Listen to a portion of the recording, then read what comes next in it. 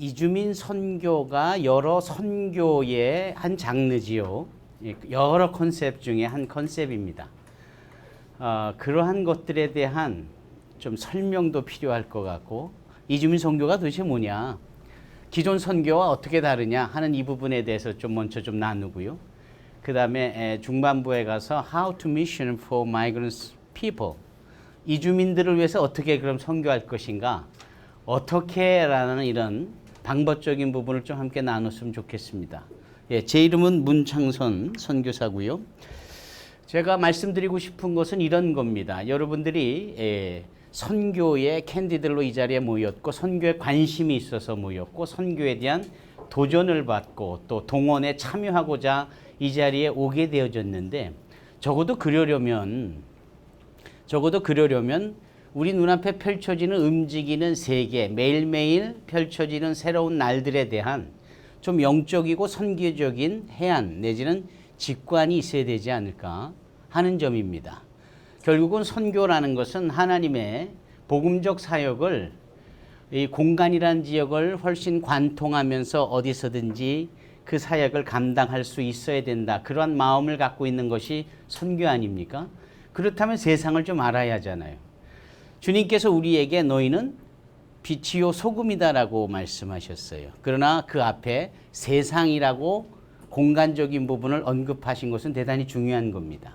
세상의 빛, 세상의 소금이라 하면 세상을 먼저 알아야 되고, 세상에서의 소금적인 역할, 세상에서의 빛의 역할을 감당하여야 하는 거죠. 그래서 세상 속에 어떤 선교적 직관력과 해안을 가져야 하는가, 이게 정말 중요한 겁니다.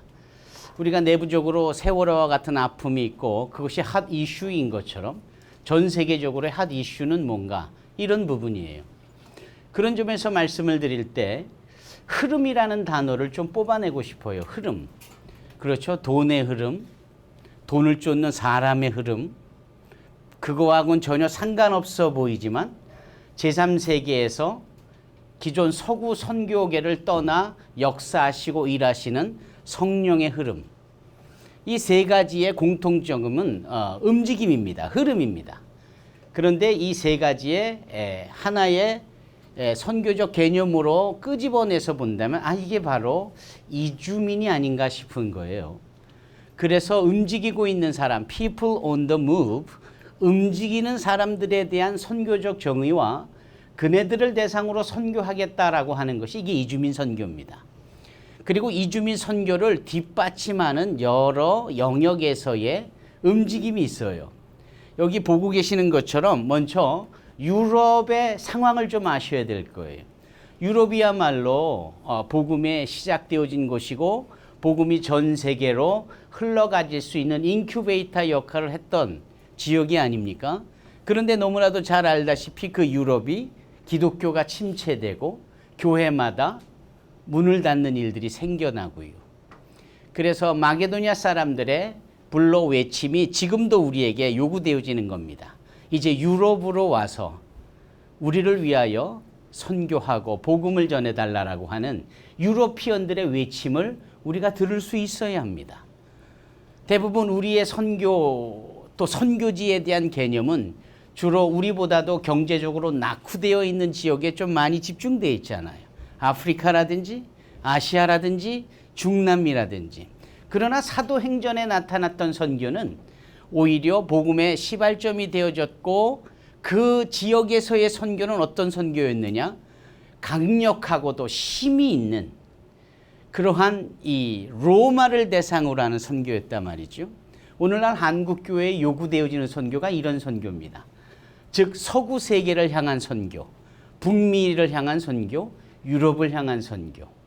지금 아프리카 쪽에서도 아시아전에서도 중남미에서도 이제 성령의 강력한 역사로 움직이는 사람들에 의하여서 선교를 왕성하게 해나가기 시작을 했고, 그네들이 오히려 침체되어져 있는 북미와 유럽을 향하여서 무너진 제단을 수보해 가듯이, 느헤미야가 말했고 이사야가 말했던 내게서 날 자들이 무너진 제단을 수보할지니라 라는 이 성경적 말씀을 선교 사역 내에서 이루어져 가고 있는 겁니다. 이것이 우리 눈에 보여져야 하고, 이런 것이 우리 가운데 느껴져야 하고 나도 이 일에 참여하여야 되겠다라는 강력한 도전이 있어야 하는 겁니다.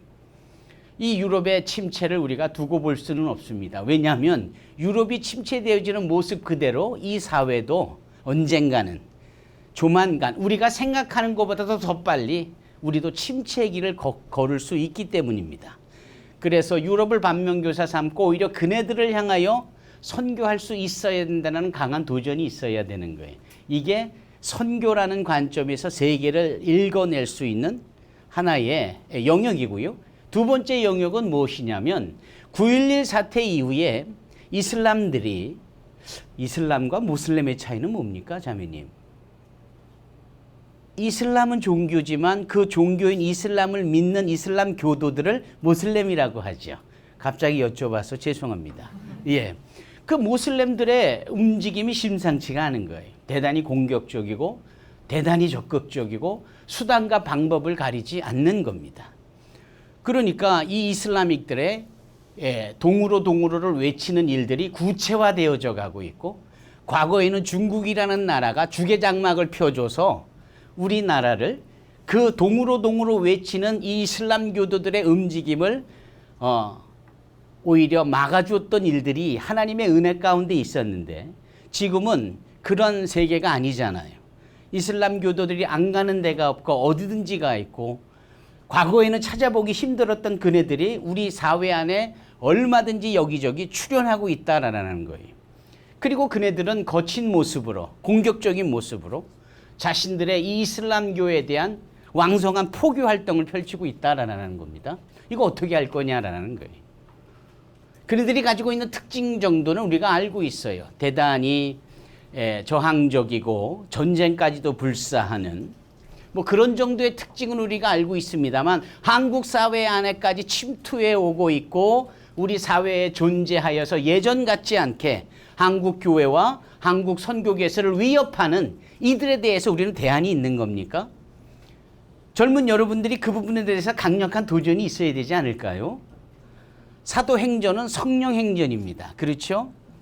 우리가 간과하고 있는 것 중에 하나는 그 성령의 역사가 가득한 사도행전 교회의 특징이 뭐냐? 여러분들과 같은 젊은이들이 있었다라는 거예요. 어디에 그런 사람들이 있지요? 사도행전 5장을 보니까 아무도 일하고 싶어 하지 않고 그 일에 대해서 관심조차 두지 않는, 예를 들면 아나니아와 삽비라의 덕스럽지 못한 죽음이 교회 안에 성전 안에 있을 때 저주받아 죽은 그 시신을 누구도 건들지 않길 원할 그럴 때에 이 사도행전 교회의 이 젊은 청년들은 그 일을 마다하지 않았습니다. 들어 시신을 메어 나가 장사 치르고 땀 흘리고 돌아왔을 때 아나니아뿐만 아니라 삽비라까지 또 뒹굴어져 있으니 이 일은 이제 다른 사람들이 하시오라고 할 수 있을 텐데 이 젊은이들은 그렇지 않았어요. 자신들이 그 일까지도 감당을 하죠. 초대교회에 등장하는 젊은이들은 여러분들과 같은 젊은이들은 대단히 열심히 있고 그리고 여일하게 일을 했다라는 거예요. 지금 우리의 한국교회 1세대들이 교회 부흥을 위하여서 열심히 애를 쓰고 많은 문제가 우리 안에 있다라고 여겨지기는 해도 이렇게 교회 성장이 있다면 젊은이들인 여러분들이 그래서 선교의 강력한 도전과 참여와 세상을 읽어내가는 해안을 가지고 선교적 직관력을 가지고 우리 한국교회 안에서 사도행전의 젊은 청년들처럼 그 일들을 감당해야 합니다. 그래서 여러분들이 여기 와 계신 거죠. 여러분들이 이 이슬람들에 대한 모슬렘들에 대한 출현에 대해서 누구보다도 예민해야 합니다. 그리고 본부 안으로 찾아온 25,000명의 선교사를 보내 제2의 선교국가라고 여겨지는 이 한국 선교계에 떡하니 들어와 이주하여 체류하고 있고 누룩처럼 퍼져가고 영향을 끼치고 있는 이 사람들에 대하여서 우리가 심각하게 생각해야 합니다. 우리가 행하는 착각 중에 하나는 선교는 마치 우리만 하고 있다라고 여기는 거예요. 그렇지 않습니다. 다른 종교들도 다른 종교인들도 얼마나 자신들의 종교를 포교하려고 애쓰는지 이제는 그것이 전략으로 선포되어지고 전술적으로 행하여지는 모습이 모슬렘 가운데 있고 한국교회가 그러한 일들에 고스란히 노출이 되어져 있는 거예요. 그러니까 여러분들이 선교하겠다라는 이 부분이 소위 복음을 지켜내고 한국교회를 수호하는 일들까지도 이루어져야 하는 겁니다. 이게 지금 이 세계적으로 여러분들이 읽어내야 될 선교적 해안이어야 하는 거예요. 또 하나가 있지요. 뭐냐면은 이 선교에 있어서 큰 변화가 있습니다. 방법적인 변화입니다. 인식의 변화입니다. 과거 선교 그러면은 예수 믿어라라는 이런 복음적 선교라는 것이 가장 우선이어야 되고 그래야만 되고 생각을 했지만 세상이 달라지고 세대가 달라지고 있지 않습니까? 그리고 선교라는 부분이 얼마나 종류가 많고 그 다양성이 많겠어요. 그런 부분들을 수용할 수 있어야 하며 그 다양한 선교의 방법들을 이 선교의 열매를 거두는데 효과적인 도구로 여길 수 있어야 하는 거예요.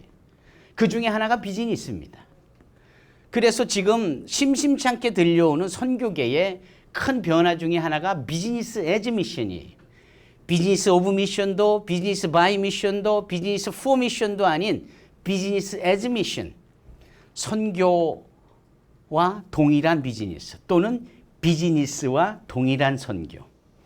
그 비즈니스를 도구로 삼고 통로로 삼고 그릇으로 여겨서 선교를 담아내는 것. 이런 것들이 선교계의 변화입니다. 여러분들이 이런 것들을 체감하셔야 되는 거예요. 이런 것들이 느껴지셔야 하는 거예요. 이런 부분에 있어서 선교, 뭐지? 어떻게 해야 되지? 어디로 가야 되지? 이렇게만 생각하기에는 너무 많은 변화가 있다라는 거예요. 여러분 이 선교 한국이 지금 14년째인가요?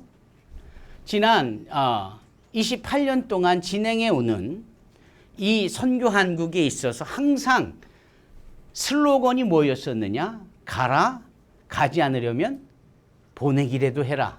이 두 가지였어요. 그런데 요즘은 이 시대는 적어도 20여 년 전부터 한국 사회에 변화되어져 나타내어진 선교적 현황은 뭐냐? 가라, 보내기라도 해라. 아니 여기 더 좋은 게 있으니 온 사람들을 선교해라. 라는 거예요. 대부분의 선교단체들이 가고 보내는 데 집중하고 있으니까 와 있는 이쪽에 대하여서 알면서도 관심을 둘 수 없는 것 우리가 다 알고 있습니다만 실제적으로 우리는 가서 만나야 될 사람들이 그네들의 발걸음으로 우리에게 와줘서 우리 품에 와 있는 이들에 대한 선교의 관심과 선교의 실체적인 적용이 있어야 되는 거예요. 우리 좀 더 현실적으로 얘기해 보십시다. 여러분들이 미션 코리아를 통해서 얼마나 많은 선교에 도전을 받을 거예요. 가슴이 뜨거워지지 않겠습니까? 아, 나도 가야 되겠다. 손 들고 소원하고 서약서를 쓰고 눈물을 흘리고 정확히 일주일 뒤에 지나면 이제 부담으로 작용하잖아요. 서원도 했고 약속도 했지만 실제적으로 현실적으로 아르바이트도 해야 되고 다음 학기도 준비해야 되고 여전히 엄마 아버지 믿지 않는 분들도 계시고 이게 우리의 현실입니다. 그렇기 때문에 고민에다가 한 달 지나고 1년 지나고 다시 또 다른 선교 대회인 선교한국 다음 대가 코앞에 닥쳐오면 다시 한번 불을 지피러 또 오고 그런 일을 반복적으로 행하는 것이 여러분들의 모습이에요. 사실입니다. 그래서 이러한 현황들이 안으로 바깥으로 동시에 있게 되어지는 즈음에 이번만큼은 우리가 거저왔다 거저가지 않고 실제적으로 이 선교를 내 마음에 담아두고 적용할 수 있는 실행해 할 수 있는 일을 우리가 발견해야 되겠다. 그리고 저는 그 일이 바로 여러 훌륭하고도 전략적이고 필요한 선교 중에 선명하게 빛나는 이 이주민 선교에 대해서 강력하게 여러분들을 도전하고자 하는 겁니다. 여러분 2000년도에 1억 5천만 명의 사람들이 이주하고 있었어요. 그런데 2000년에서 2012년으로 약 10년이 바뀌어지는 즈음에 무려 1억 명 정도가 숫자가 10년 사이에 더해져서 사람들이 움직여지는 겁니다. 움직여진다. People on the move. 움직여지는 거예요. 그렇죠? 막 사람들이 배 타고 비행기 타고 기차 타고 뭐 걸어서는 별로인 것 같고요. 이런 일들이 있단 말이죠. 자, 생각해 보실까요? 여기 지도를 한번 보시죠. 지도를 저희가 특별하게 편집을 했어요. 색깔이 중요합니다. 이 지도에서는. 그리고 여기 아시아를 보면은 또 아프리카를 보면은 옅은 옥색으로 돼 있고 진한 옥색으로 돼 있지요. 이 진한 옥색의 지역을 우리가 선교적 용어로 무슨 지역이라고 하는데 혹시 루이스 부시라는 선교학자가 정의한 지역인데 혹시 무슨 창문이라고 하는데 혹시 기억나십니까? 1040 윈도우, 1040창이라고 해요. 그러니까 이 지역이죠. 고스란히. 요 1040창의 특징이 있어요. 가난한 나라들이 대부분 이 지역에 밀집해 있고, 두 번째는 복음을 한 번도 전에 들어보지 못한 소위 미전도 종족들, unreached person들이 가장 많이 밀집한 지역이 이 1040창 지역이에요. 또 하나, 액티브한 모슬렘들이 이슬람 나라와 민족들이 가장 많이 포진해 있는 것도 이 1040창입니다. 그래서 모든 선교단체를 망라하고 공통적으로 집중하고 선교 사역을 행하는 곳이 바로 이 1040창 지역입니다. 그렇죠? 그런데 놀랍게도 이 시대는 거꾸로 1040창에 가서 만나야 될 사람들이 그곳에서 나와서 유럽으로 가요. 이 빨간 여기 컬러풀한 이 지역으로, 저 캐나다와 미국으로, 또 이 밑에 오세아니아, 뉴질랜드와 오스트레일리아, 그리고 한국, 일본, 홍콩, 싱가포르 이런 쪽으로, 그리고 드물게 저 중동 지역에도 컬러를 집어넣었지요. 거기로도 많이 들어간다라는 거죠. 그러니까 이게 놀라운 변화예요. 여러분들에게 제가 지금 계속해서 강조하는 것은 뭐냐? 선교의 패러다임의 쉬프트가 있어야 된다라는 거예요. 가야 되고 보내야 되는 것에서 가지 않고도 내가 있는 이곳에서, 내가 섬기는 내 교회에서 우리에게 보내진 이 수많은 이주민들을 대상으로 사역하는 이러한 선교의 컨셉의 변화가 있어야 된다라는 겁니다. 그리고 그 보내진 자들은 그냥 돈 벌러 온 사람들이구나가 아닙니다. 그네들은 하나같이 참새 한 마리도 당신의 뜻이 계셔서 떨어뜨리시고 두 마리를 한 아사리온에 팔리게 하시는 그 하나님의 섬세한 계획과 섭리와 목적이 계시기 때문에 1040창에서 복음을 전해드려야 될 사람들을 거꾸로 속간해서 선교하겠다고 하는 우리의 품으로 보내주시는 거죠. 우리가 말하는 디아스포라 또는 이주민이라는 이 의미가 바로 그런 의미입니다. 디아스포라라는 것은 흩어졌다, 또 추방됐다, 달아났다, 왕따당했다, 또는 소외됐다, 무시당했다, 망명했다, 이런 의미가 다 있는 게 디아스포라예요. 72역 번역에 보면은 성경에 이러한 흩어지고 쫓겨나고 무시당하고 막 이러한 사람들을 한결같이 디아스포라로 표현을 했어요. 그러면 흩어진 사람들이 모여지는 결과로 맞춰지겠잖아요. 그 모여진 사람을 이주민이라고 하는 겁니다. 그래서 손등과 손바닥처럼 디아스포라와 이주민은 같은 개념이에요. 다만 흩어져 나간 사람들을 디아스포라라고 하고 모여진 사람을 이주민이라고 해요. 그럼 한국에 와 있는 외국인들은 정확하게 우리가 용어를 붙여서 정의한다면 이주민이지요. 그런데 그 이주민이 150여만 명이 왔다고 하지요. 많이 왔잖아요. 150여만 명. 근데 그들이 오면은 한국 사람도 또 나가잖아요. 한국 사람들이 나가 있는 이 나갔다라는 점에서 그네들은 이주민일까요? 한국인 이주민일까요? 한국인 디아스포라일까요? 한국인 디아스포라죠. 줄여서 코디아라고 하는 이분들은 몇 명이나 되느냐? 730만 명이나 돼요. 그리고 한국뿐만 아니라 전 세계 각 나라 사람들이, 특별히 1040창에 모여진 사람들이 흩어지고 그들이 모여지고 하는 이 전체 숫자를 다 더해 보니까 몇 명이더라? 2억 5천만 명이더라. 이 2억 5천만 명이 놀랍게도 흩어지고 머무는 지역이 유난히도 복음이 왕성했던 곳, 유난히도 선교가 성행했던 곳, 유난히도 교회의 영향력이 컸던 곳이다.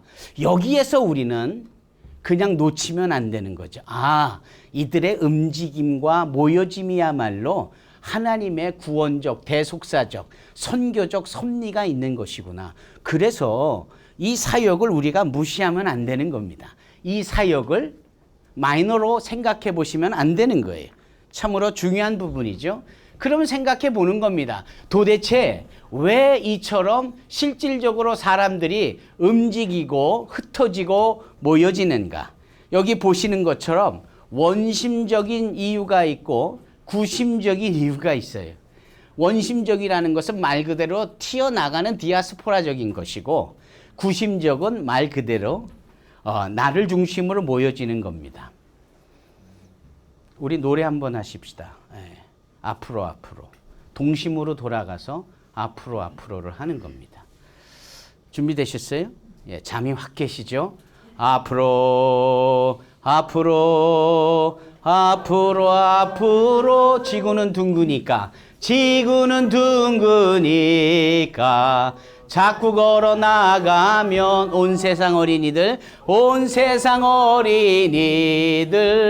모두 만나보겠네. 거기까지 해보십시다. 결국은 우리가 말하는 땅끝이라는 것은요, 내가 배를 타고 비행기를 타고 소위 지리적인 측면에서 파도가 치는 바다 끝까지 거기가 땅끝이냐가 아니라 내가 섰는 이곳이 땅끝입니다. 그것이 지구가 둥글기 때문에 가능한 표현이에요. 그래서 내가 서 있는 곳 좌우를 살피고 앞뒤를 살펴볼 때 만나지는 이 외국에서 온 복음을 들어야 될 사람들이 다 땅끝에서 온 사람들입니다. 그렇죠? 이분들이 이유가 있어서 왔고 이유가 있어서 흩어져요. 이게 자연재해적인 이유도 있어요. 예를 들면 이런 후쿠시마 지역에 원전이 터졌어요. 사람이 살까요? 못 살까요? 못 살잖아요? 그럼 거길 떠나야 하지요. 이런 자연재해가 그네들을 흩트는 원심적 요인이 되는 겁니다. 글로벌 워밍, 지구온난화로 인해서 북극에 있는 빙하가 녹아요. 그래가지고 저 솔로몬 군도 마샬 군도 같은 이 태평양의 조그만 이 섬나라들이 물에 잠기기 시작해요. 그럼 어떻게 해요? 거길 떠나야 하잖아요. 이런 자연적인 재해로 그네들이 떠납니다. 지금 시리아라든지 이스라엘이라든지 이라크라든지 전쟁 나잖아요. 살려면 떠나야 하지 않습니까? 아프가니스탄에서 전쟁을 피해 떠난 사람들이 인도 델리에 머물고 있고요. 그 시리아를 떠난 사람들이 이태리로 모여지고 있고요. 저 북아프리카의 제스민 혁명 그 이후에 그 북아프리카를 러시를 통하여서 유럽으로 탈출하는 사람들이 얼마나 많은지 몰라요. 뭐 이런 탈출하고 살겠다고 하는, 전쟁을 피하고자 하는, 사상을 피하고자 하는 사람을 우리가 뭘 멀리서 찾아요? 가까운 우리 북한 동포들이 노스 코리안 디펙터, 탈북자로서 그곳을 떠나고 움직이고 있잖아요. 움직이는 사람들이 얼마나 많은데요. 결국은 이런 것들이 다 원심력 요소가 되는 겁니다. 그렇지 않습니까? 그럼 구심적 요소는요? 왜 150만 명이나 한국으로 몰려왔을까? 한국이 그만큼 매력적인 거죠. 한국이 그만큼 돈 벌기도 좋은 것이죠. K-팝도 한몫을 했을 것이고, 그러나 간과해서는 안 되는 것이 뭐냐? 선교의 열정이 있는 이 한국 교회의 품으로 하나님께서 택한 자들을 보내시는 거예요. 예? 이 부분을 이해한다면 이 선교가 왜 그토록 중요한지, 왜 우리가 이 사역을 행하여야 되는지에 대한 답이 나오는 겁니다.